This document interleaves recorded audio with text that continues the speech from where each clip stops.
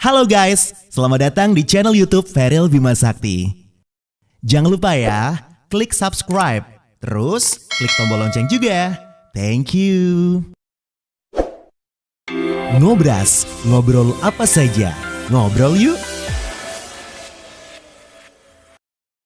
Halo, kembali lagi di channel Feril Bima Sakti dan konten Ngobras Ngobrol Apa Saja pastinya bakal berusaha untuk kasih kamu banyak informasi yang semoga saja selain menarik juga ada value-nya buat kamu. Dan kali ini aku bakal ngobrol bersama teman aku namanya Kak Ros yang punya pengalaman menjalani proses in vitro fertilization atau bayi tabung.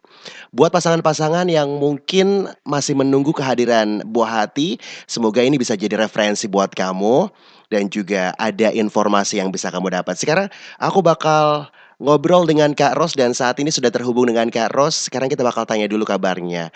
Kak Ros, apa kabar? Alhamdulillah sehat. Sehat ya, baik. Kalau boleh tahu, Kak Ros dan juga suami sudah menikah berapa lama sampai akhirnya memutuskan untuk bayi tabung?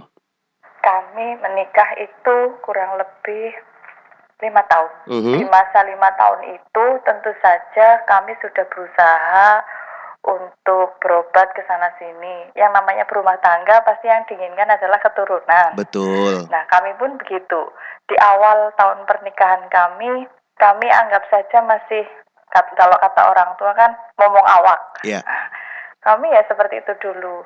Tapi lanjut di tahun kedua, kami berdua itu sudah mulai, istilah bahasanya anak muda sekarang, galau. Wah, Karena ya. kami Oke. sudah berusaha tapi tetap belum dikasih keturunan, sehingga kami berusaha untuk ke medis. Bukan berarti tidak percaya dengan non medis ya. Kalau medis kan sudah jelas ketahuan ada masalah apa antara pasutri itu. Betul. Jadi buat pembelajaran bagi semua, buat pasutri-pasutri yang ada di luar sana, apabila di 1 tahun pernikahan itu belum pernah mengalami hamil Mhm. atau belum hamil, Mhm. ada baiknya segera konsultasi ke spesialis Dokter, ya. kandungan. Oke. Setelah menikah 5 tahun, apa sih yang terjadi sampai akhirnya Kak Ros dan juga suami memutuskan untuk mengambil program bayi tabung? Awalnya kami cek, ya biasa ketika kami konsul di dokter spesialis kandungan memang dikasih hormonal. Iya, betul. Cek, alhamdulillah nggak ada apa-apa, nggak ada masalah. Normal ya? Awalnya Mhm. memang suami itu spermanya itu kurang bagus. Itu Mmm. mungkin awal dari masalahnya seperti itu. Tapi setelah diobati, spermanya itu sudah bagus dan jumlahnya sudah banyak. Setelah dicoba untuk konsultasi lagi, sudah baik semuanya dan belum mendapat keturunan lagi. Oke. Saat cek ke dokter apakah memang disarankan langsung untuk mengambil jalur atau jalan bayi tabung atau memang ada langkah-langkah lain yang dijalankan terlebih dahulu, Kak Ros? Kami sudah ke beberapa dokter kandungan yang baik yang ada di Gombong, di Banyumas, ataupun bahkan kami sampai ke Purworejo waktu itu. Iya. Yang dilakukan ya seperti itu, hanya cek dan belum ada hasilnya. Terus akhirnya bisa memutuskan untuk mengambil langkah bayi tabung, gimana sih ceritanya? Nah, setelah kami cerita dulu ya, Ya, boleh. awal mulanya kami betul-betul mendalami pemeriksaan. Waktu itu di tahun kelima ini galaunya itu sudah memuncak. Iya. Akhirnya dari adik kasih rekomendasi karena sudah berobat kemana-mana, akhirnya dikasih rekomendasi untuk berobat ke di Jogja. Jadi itu adalah memang poliklinik yang khusus mengatasi masalah infertilitas dan Mhm. bayi tabung. Mhm. Nah, awalnya ketika kami di tidak langsung bayi tabung. Karena ketika di itu pokok permasalahan itu akan dicari detailnya dulu. Jadi Oke. tidak langsung ambil tindakan.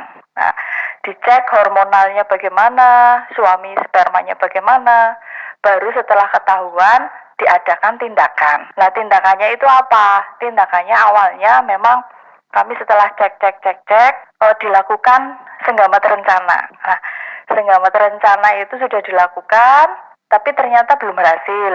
Nah, ketika senggama terencana belum berhasil, kami diberi jadwal untuk senggama terencananya itu 2 atau 3 kali waktu itu.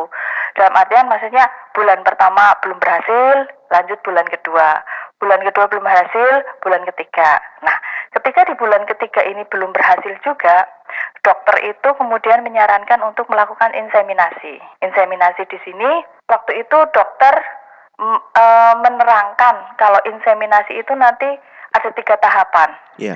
Tahapan pertama itu inseminasi yang biasa. Biasa Kemudian dulu ya. yang kedua itu inseminasi yang Lebih canggih. istilahnya sudah mulai canggih. Oh iya. Dan nanti yang ketiga itu lebih canggih lagi. Dalam artian untuk yang ketiga ini sudah seperti bayi tabung. Nah, di sini dokter menyarankan untuk inseminasi yang biasa dulu. Waktu itu biayanya itu sekitar 1,5 juta. Nah, ketika inseminasi itu istri pada saat masa subur, suami mengeluarkan sperma dan sperma suami itu kemudian disemprotkan ke istri. Nah, tinggal tunggu saja. Nah, qadarullah untuk inseminasi pertama kami gagal. Kemudian konsul lagi dengan dokter. Dokternya yang kemudian yang kedua ini menyarankan untuk inseminasi yang kedua. Inseminasi kedua ini sudah termasuk ke yang canggih, di mana nanti ketika sel telur itu sudah mulai matang, diberi obat, dipecah, itu biar sesuai atau biar bisa langsung ketemu dengan sperma. Tentu saja suami di sini mengeluarkan sperma. Spermanya itu pun dipilih yang mortalitas atau kecepatannya yang luar biasa, yang bagus. Nah, baru disemprotkan. Nah, kemudian qadarullah lagi, kami berdua pun belum berhasil untuk inseminasi yang kedua. Kami ketemu dokter lagi, evaluasi. Nah, baru kami ditawarkan untuk yang ketiga kalinya ini mau inseminasi lagi yang tahap 3 atau mau bayi tabung. Waktu itu kami juga bingung dalam artian bayi tabung, apa kami sanggup? Tentu saja untuk bayi tabung itu sudah bukan rahasia lagi di masyarakat. Pasti yang namanya bayi tabung hitung-hitungannya nanti dengan biaya. Betul. Kami pun agak ragu untuk melakukan awalnya dengan melihat ekonomi kami berdua yang ya pas-pasan saja, tapi mau mengambil bagaimana, karena saat itu harus sudah diputuskan mau bagaimana. Nah, akhirnya kami tanya ke dokter, kalau inseminasi itu berapa persen dok tingkat keberhasilannya? Kayak gitu. Akhirnya dokter, kalau inseminasi nanti yang ketiga itu tingkat keberhasilannya itu sekitar 15%. Oke. Lah kemudian kami tanya, kalau bayi tabung itu sekitar 30 sampai 35%. Tentu saja ini lebih banyak ke bayi tabung persentasenya. Namun, nah ini dokternya lagi, itu hanya hitung-hitungan manusia. Iya, betul. 30%, 35% itu memang hitung-hitungan manusia. Tapi sejatinya yang 70% itu adalah milik Allah. Itu masih jadi rahasia Allah. Itu kata dokter begitu. Kami pun ya hanya saling pandang awalnya mau bagaimana ini. Sudah bismillah, akhirnya suami memutuskan yuk bismillah. Ya sudah dok, kami mau bayi tabung saja. Oke, pasti pada penasaran juga kan, sebenarnya apa saja sih proses yang harus dilalui saat menjalani bayi tabung, dan kasih tahu juga mungkin ya biaya-biayanya dong Kak Ros. Waktu untuk pelaksanaan bayi tabung di 10 hari pertama. Nah, 10 hari pertama itu adalah waktu untuk menyuntikan. Penyuntikan ini nantinya disuntik suntik gonal F ini tergantung dosisnya, itu tergantung dari umur. Semakin umurnya itu bertambah, maka dosisnya akan bertambah. Bertambah juga. Tentu saja dengan dosis yang bertambah ini biayanya yang dikeluarkan itu semakin banyak. Betul. Pada waktu itu kami menebus gonal F itu untuk 10 hari sebesar 12 juta sekian. Itu untuk 10 hari. Nah, bagusnya lagi ketika di itu apa yang kita pakai itu yang dibayar.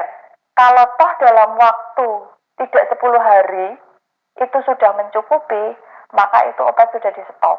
Dan itu bisa nanti kita bisa retur, bisa kembali. Nah, waktu itu kami sampai hari ke-8 alhamdulillah jumlah telur saya itu sudah banyak, sudah besar-besar dan siap untuk dipanen. Nah, proses panennya ini yang dinamakan opu. Istilahnya itu kami itu dibius total untuk panen telur. Ketika panen telur itu dihasilkan ada 18 telur.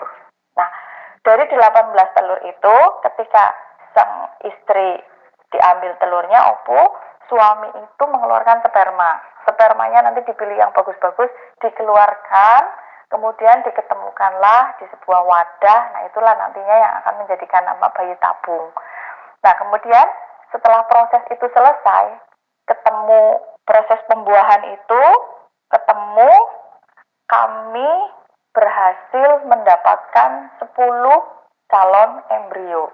Dari 18 telur yang kami panen, yang berhasil dibuahi itu sekitar 10. 10 ya. 2 hari kemudian, itu ada proses yang namanya embrio transfer.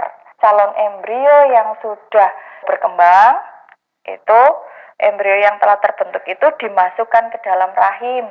Ini tanpa bius, tanpa apa-apa itu dimasukkan ke dalam. Itu prosesnya hanya sederhana itu menggunakan kateter khusus, embrionya itu dimasukkan ke dalam rahim wanita. Nah, di dalam rahim itu tinggal menunggu waktunya. Kalau memang berhasil, embrionya mau menempel, itu berarti hamil. Nah, kami mendapatkan nikmat yang luar biasa, ujian yang luar biasa. Kami menyebutnya ini paket lengkap, karena ketika embrio transfer itu sudah menunggu 1 minggu berikutnya, waktu itu kurang lebih 1 minggu berikutnya, itu ada istilah rapotan. Rapotan itu menunggu hasil, apakah itu berhasil atau tidak. Nah, waktu pagi hari subuh itu sebelum kami menuju ke rumah sakit, nah ini saya merasakan mules yang luar biasa, mules yang benar-benar mules. Istilahnya kepengen BAB kayak gitu, akhirnya lari ke kamar mandi. Nah, ketika itu tidak kebelet, tapi kok rasanya mules kebelet kayak gitu. Keluar gumpalan darah yang merah itu 2. Karena saya nggak tahu itu apa, ya sudah, saya hanya di kamar mandi hanya menangis. Kalau saya itu ngiranya itu, wah ternyata saya haid. Oh, oke. Tapi yang 2 seperti daging itu ternyata adalah embrio yang lepas, atau istilahnya ya kami keguguran. Kayak apa rasanya ketika yang dinanti-nanti itu waktu seminggu itu sudah rasanya dak-dikduk menunggu hasilnya, ternyata gagal. Itu proses kami yang pertama. Nah, kemudian kontrol dengan dokter, nah, kenapa ini kok janin itu tidak mau menempel? Akhirnya dilakukanlah pemeriksaan yang namanya histeroskopi untuk mengecek kenapa itu rahim tidak mau menerima dan embrio itu tidak mau menempel.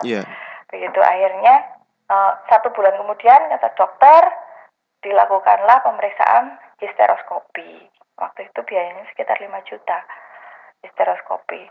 Selesai histeroskopi, dokter langsung memutuskan bulan depan langsung FET, Frozen Embryo Transfer. Jadi sisa embrio yang tadinya 10 dimasukkan 2 itu gagal, sisa 8. 8 itu dibekukan. Nah, dari yang dibekukan itu masih 8, diambillah 2. Frozen Embryo Transfer ini ambil 2, kemudian dipanaskan, yang tadinya beku dipanaskan, jadi pokoknya suhunya itu sudah seperti suhu rahim. Kemudian kami dimasukkan lagi 2, itu untuk 2 bulan berikutnya setelah kami gagal di embrio transfer yang pertama. Di bulan yang berarti bulan ketiga ya dari tadi yang pas proses pertama itu. Nah, dimasukkanlah 2 seperti proses awal tadi embrio transfer, tapi ini sudah yang dalam bentuk beku, sudah dicairkan lagi, masuk, menunggu waktu 1 minggu lagi itu rasanya sudah kayak apa, pasti takut gagal, takut ini, takut itu. Nah, akhirnya sampai di rumah sakit, Kami dicek, diambil darah dan urin. Nah, cek urin, ketika dicek urin dan diambil darah, ketemu dokter, dokter membacakan hasilnya, alhamdulillah positif hamil Hamil. 2. Tapi di sini untuk ada sudah mulai kelihatan. Jadi untuk hasil itu sudah pokoknya positif hamil. Lah, setiap 2 hari sekali itu dicek karena ini hamil yang memang luar biasa. Betul. Dicek, nah ini kantung janinnya ini sudah ada apa belum. Ketika di USG alhamdulillah sudah ada. Di bulan minggu keempat itu sudah ada detak jantungnya. Ya, tentu saja ini ya perasaan yang luar biasa sekali yang ditunggu-tunggu kami selama 5 tahun. Sudah mengeluarkan banyak biaya, mengeluarkan tenaga dan lain sebagainya, itu hilang semua dengan kabar gembira yang hasilnya positif ini. Ya, walaupun akhirnya yang jadi tetap satu sekarang ya untuk anak dari Kak Ros. Nah, tadi sudah dijelasin juga proses dan juga biaya-biaya secara rinci. Belum lagi ditambah dengan biaya transport juga. Kalau boleh tahu, kira-kira totalnya kurang lebihnya berapa sih Kak Ros? Kalau untuk besarnya biaya, waktu kami itu di tahun 2015 itu Mhm. kurang lebih itu ya 100 100 juta. juta. Oh ya. Kalau untuk sekarang ya pastinya akan naik begitu. Di luar nanti ada pemeriksaan atau tindakan-tindakan yang lain. Mhm. Belum lagi nanti untuk transport dan lain-lain itu di luar itu. Oh, di luarnya ya. Nah, cerita juga dong sekarang anaknya usia berapa dan seperti apa sih perkembangan dari anak-anak yang didapat dari proses bayi tabung? Ada bedanya nggak sih sama anak-anak pada umumnya, Kak Ros? Alhamdulillah anak kami sekarang sudah berusia 3 tahun Mhm. dan itu memang anugerah yang luar biasa sekali. Tumbuh kembangnya normal, bukan berarti nanti anak bayi tabung berkembangnya tidak sesuai dengan usia atau teman-teman sebayanya. Alhamdulillah semuanya normal, sehat, baik, dan memang luar biasa sekali untuk kami berdua. Oke, terakhir mungkin Kak Ros, pesan buat pasangan-pasangan yang lagi nonton video ini yang mungkin belum dikasih momongan, apa pesan dari Kak Ros buat teman-teman? Terima kasih, sama-sama Mas Ferry. Semoga bermanfaat. Dan pesan saya atau kami yang biasa ada beberapa memang pasutri yang memang pengen sharing dengan kami Mhm. itu jangan jadikan biaya itu, ya memang biaya itu segala-galanya yang Betul. utama. Tapi ketika biaya itu dijadikan patokan, wah sudah tahu habisnya sekian, pasti ini saya nggak mampu. Toh kami berdua pun awalnya itu tidak mampu. Tidak ada bayangan sama sekali untuk bisa melakukan proses yang kami berdua anggap ini yang memang luar biasa. Kami diberi ujian yang istilahnya paket lengkap. Nah, saran kami memang ketika biaya itu tidak ada, kita mintalah sama Allah, kita mohonlah sama Allah, kita merayu Allah dengan cara yang memang betul-betul yang sudah di yang sudah Allah firmankan kepada manusia bahwasanya jadikan sholat dan sabar itu sebagai penolongmu. Kami pun melaksanakan itu. Kami sholat, kami mohon, minta sama Allah diberi keturunan. Rabbi habli minas sholihin. Ya Allah karuniakanlah kepada kami anak-anak yang soleh. Tidak henti-hentinya kami selalu berdoa seperti itu. Dan juga yang tak kalah pentingnya di sini adalah sedekah. Sedekah itu tidak hanya di waktu lapang, di waktu sempit pun begitu. Pengalaman kami begitu. Ketika uang sudah habis untuk program ini, kami tetap pengen bersedekah. Dan qadarullah Allah pasti akan memberikan ganti sesuai dengan janjinya. Apa yang sudah kamu keluarkan Allah akan ganti. Kami begitu. Dan pasti Allah akan menolong umatnya, Allah akan menolong hambanya dari yang tidak disangka-sangka. Dan Allah lah sebagai tempat untuk memohon, itu yang paling penting bagi kami. Dan semoga bagi pasutri-pasutri yang belum punya keturunan, ketika terbentur biaya, mohonlah kepada Allah, minta tolonglah kepada Allah, nanti insya Allah Allah akan menolongnya. Luar biasa pesannya buat teman-teman yang mungkin saat ini juga sedang mengharapkan buah hati atau momongan. Thank you banget buat Kak Ros sudah cerita pengalaman yang luar biasa dan semoga keluarga di rumah sehat selalu ya Kak Ros ya. Sama-sama Mas Feril, mudah-mudahan bermanfaat. Apabila ada yang pengen sharing dengan Oke. kami, silahkan. Bisa menghubungi Mas Feril mungkin? Siap. Oke, jadi kalau misalnya pengen tahu lebih detail, tadi kan sempat disensor juga tempatnya di mana sih sebenarnya Kak Ros menjalani proses bayi tabung, terus juga kira-kira pengen lebih jelas lagi, pengen sharing dengan Kak Ros, silakan kau bisa hubungin Feril aja lewat Instagram di Feril Bima Sakti, kamu DM aja, minta nomor WA-nya Kak Ros dong. Boleh banget nanti bisa langsung sharing ke Kak Ros ya. Thank you juga buat Kak Ros sudah sharing. Semoga video ini bermanfaat buat kamu yang saat ini sedang menunggu buah hati atau momongan. Semoga segera dikasih. Dan yang jelas jangan lupa untuk subscribe, like, dan juga komen. Thank you, semoga bermanfaat and bye-bye. Ngobras, ngobrol apa saja. Ngobrol yuk.